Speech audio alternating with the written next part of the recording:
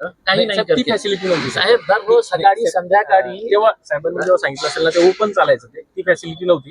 Hopper मधून ते direct compactor मध्ये जायचं. आता हे थोडंसं अपग्रेडेड आहे. कचऱ्याचीच गाडी असते जे आहे ना, हे आमच्या पक्षाचं आंदोलन नाही आहे. लोकांच्या जीवाशी हे खेळत आहे फक्त 2 पैसे. तुम्ही नंतर विचार करा ना, ते जागा दाखवतील. मी बोलतो ना आपल्याला जागा जिथे बस्ती नाही आहे. मी असं नाही आहे की फक्त या एरियाच्या बाबतीत बोलतो की माझा कचरा इथे नाही या कोणत्या दुसऱ्या एरियामध्ये कोणत्याही वस्तीमध्ये नको. आमचा हे मागणी आहे. आणि जे जिथे वस्ती नाही आहे तिथे आम्ही लँड दाखवतो तुम्हाला. मी लँड दाखवतो जे तुमच्या महानगरपालिकाच्या क्षेत्रात येतं आणि वस्ती नाही आहे तिथे लँड आहे. ऑर्डर निकाली आप बात अपना समझेगा तो ये आंदोलन पूरे एरिया के लोग जो है तुम्ही माझी बाजू सांगितली. हे कायसाठी जे कशासाठी ते फक्त ट्रांसपोर्ट स्टेशन है. अरे सर आप जो बोलते हैं ना सब प्रोसेसिंग प्लांट नहीं सर, नहीं यही मशीन मैं आपको बता रहा हूँ सर. मैं आपको बता रहा हूँ. मैं आपका जो इंस्टॉल कर रहा है ना, मैंने है तो सूरत में ये सब मैंने देखा है. ये पूरा देख के आए हुए हैं हमने. नहीं सर, नहीं शहर के अंदर नहीं है. अहमदाबाद सूरत नहीं लोक वस्ती नहीं है.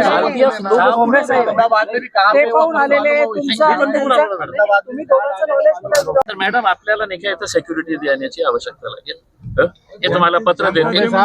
इंटरनेशनल पक्षी आते बोल के लोगों के लिए बंद करके रखे आपने पूरा मतलब गार्डन मैडम है तो इन्हीं लोगों ने ये पीछे जो गार्डन है ना, इन्होंने 2 करोड़ रुपया खर्चा करके गार्डन बनाए और वो गार्डन बना के क्या करे लॉक कर डाले.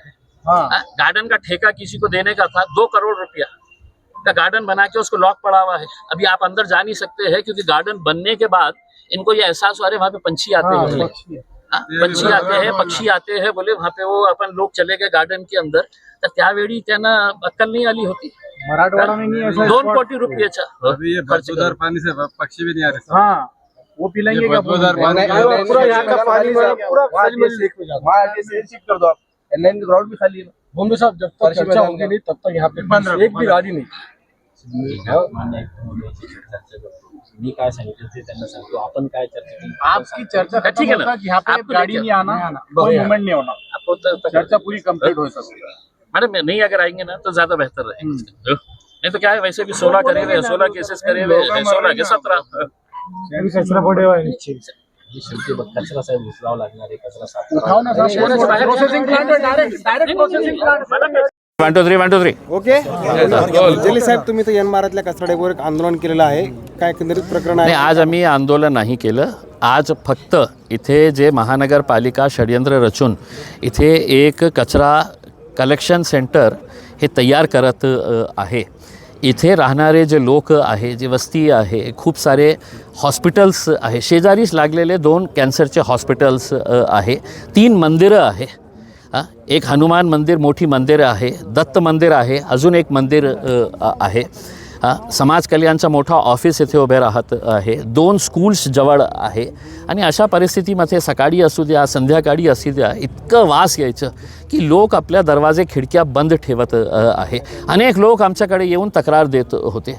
आता आम्हाला हे सांगायचे आहे की हे जागा महानगरपालिकेची आहे. डेव्हलपमेंट प्लॅनमध्ये कचऱ्यासाठी नाही आहे हे जागा.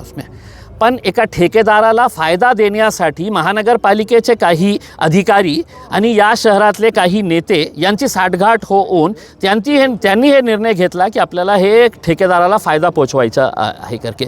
म्हणजे शहराच्या वस्त्यामध्ये अशा प्रकारचे कचरा संकलन केंद्र तुम्ही उभे करणार आहे. ही जागा महानगरपालिकेची आहे तर इथे काही गार्डन उभे करा, पार्क उभे करा. तुमच्या ऑफिसची जागा तुम्हाला शोधत होते.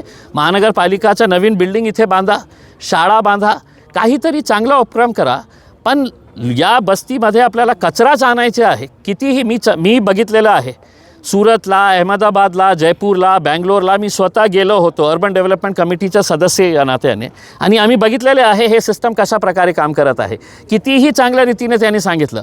जेव्हा विनायक निपुण इथे आयुक्त होते ते माझ्या घरी येऊन सांगितलं होतं की साहब यहाँ पे हम शाम के टाइम के ऊपर बैठ के कॉफ़ी पी सकते या कचऱ्यामध्ये. मागे जे आहे ते सलीम अली लेक आहे. त्या सलीम अली लेकमध्ये ह्या कचऱ्याचं जे पाणी आहे त्या कचऱ्याचं पाणी जे आहे ते पर्क्युलेट होऊन ग्राउंड वॉटरमध्ये मिश्रित होत आहे. मग पुन्हा एक टेंडर काढणार सलीम अली लेकला क्लीन करण्यासाठी. तर हे सगळं जे आहे कुठेतरी थांबायला पाहिजे. आज या एरियामध्ये राहणारे जे लोक आहे त्यांनी तक्रार केल्यामुळे आम्ही सगळे इथे आले होते आणि आम्ही निर्णय घेतलेला आहे की कोणत्याही परिस्थितीमध्ये इथे हे कलेक्शन सेंटर नको व्हायला पाहिजे. आम्ही निर्णय घेतलेला आहे. आता महानगरपालिकेचे जे अधिकारी आहे ते आले होते आणि त्याने सांगितलं की आम्ही चर्चा करू वरिष्ठ अधिकाऱ्यांशी आणि काय निर्णय ते घेतील ते त्यांचा निर्णय काय असेल. आम्ही आमचा निर्णय घेतलेला आहे की कोणत्याही वस्तीमध्ये, मी असं सांगत नाही आहे की N12मध्ये काढा तुम्ही आणि दुसऱ्या रेसिडेन्शियल एरियामध्ये, त्या ठेकेदाराला बघू दे ना. त्या ठेकेदाराला आपण पैसे देत आहे ना, खूप पैसा देत आहे आपण त्या ठेकेदाराला. कोट्यवधी आपण रुपये त्याला देत आहे कचरा. पण या महानगरपालिकेची लँड देण्याचं कारण काय आहे? काही कारण नाही आहे. वस्त्यांमध्ये कचरा कशा पाहिजे आपल्याला नाही पाहिजे. आणि चांगले लोक राहते, चांगले घरं आहे लोकांचे, मंदिरं आहे. हिंदू धर्माचे ठेकेदार सत्तेमध्ये बसलेले आहे. त्यांनाही आवर्जून मी सांगतो, कुठे गेला हिंदुत्व? आपलं हनुमान मंदिर, त्याच्या शेजारी तुम्हाला कचरा पाहिजे. दत्त मंदिराच्या शेजारी तुम्हाला कचरा पाहिजे. हे सगळं जे आहे ना मुद्दे ते लोकांच्या हिताचे आहे आणि आम्ही निर्णय घेतलेला आहे याच्या बाबतीत. तुम्ही चर्चा केली त्यानंतर उद्या जर या ठिकाणी काही वाहन आली तर काय विचार असेल? आम्हाला येतं ना काय करायचं. आम्हाला काय करायचं आहे हे येतं. अशी वेळ महानगरपालिकाने येऊ देऊ नका. आम्ही सगळं, आमचे कॉर्पोरेटर्स, आमचे विरोधी पक्षनेता हे सगळं आलेले आहे आणि सगळ्यांना कळतं की इथे लोकांच्या जे लोक राहते त्यांची हे मागणी आहे की इथे हे कचरा डिपो नको पाहिजे. आणि तरीसुद्धा महानगरपालिकेने निर्णय घेतला नाही इथेच राहणार आहे तर बहुतेक त्यांना पोलीस संरक्षण देण्याची आवश्यकता लागेल इथे.